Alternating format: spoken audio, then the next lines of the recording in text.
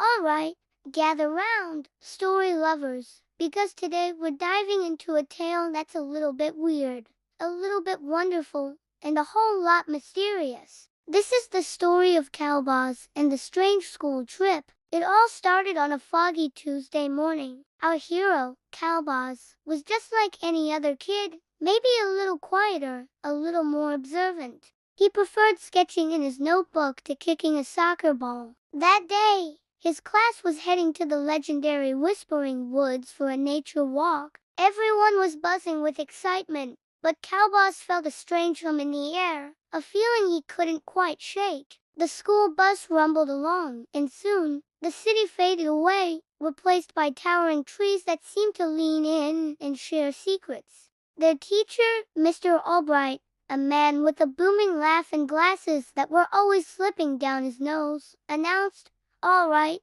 explorers, remember the buddy system. Stick to the path, and no wandering off." Qalbaz was paired with Lily, the most talkative girl in class. As they walked, Lily chatted about everything and nothing, while Qalbaz's eyes darted around, taking in the peculiar sights. The moss on the trees glowed with a faint, otherworldly light. The flowers weren't like any he'd seen in botany books. They pulsed with soft colors, almost like tiny, sleeping hearts. He tried to point it out to Lily, but she was too busy describing her cat's latest antics. That's when Qalbaz saw it.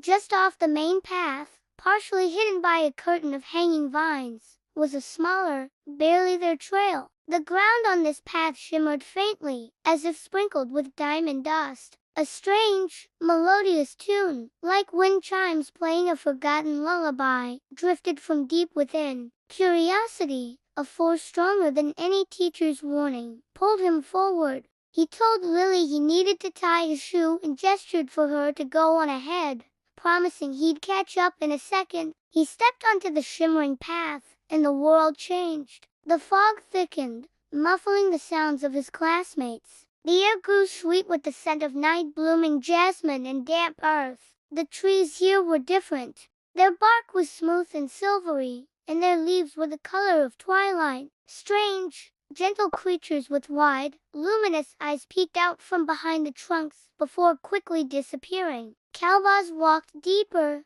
entranced by the magical symphony around him. He found a clearing where a small, crystal-clear pond sat.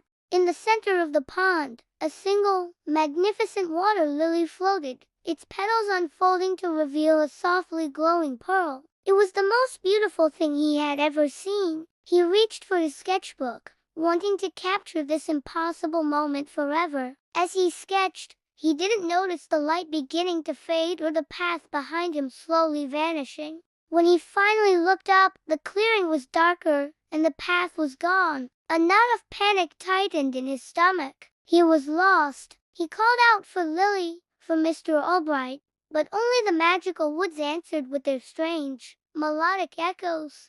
Just as despair began to set in, one of the luminous-eyed creatures, a small, furry being that looked like a cross between a fox and a rabbit, crept out from the shadows. It tilted its head, then nudged Qalbaz's hand with its soft nose before hopping a few steps and looking back, as if to say, "Follow me." With nothing else to do, Qalbaz followed. The little creature led him on a winding journey through the enchanted forest, past sparkling waterfalls and under bridges made of woven moonlight. It seemed to know exactly where it was going. Finally, through a break in the trees, Qalbaz saw a familiar sight, the bright yellow of the school bus. He could hear Mr. Albright's frantic voice calling his name. He stumbled out of the woods, back onto the normal, non-glowing path. He turned to thank his furry guide, but it was gone. Lily ran up and gave him a huge hug, scolding him for worrying her.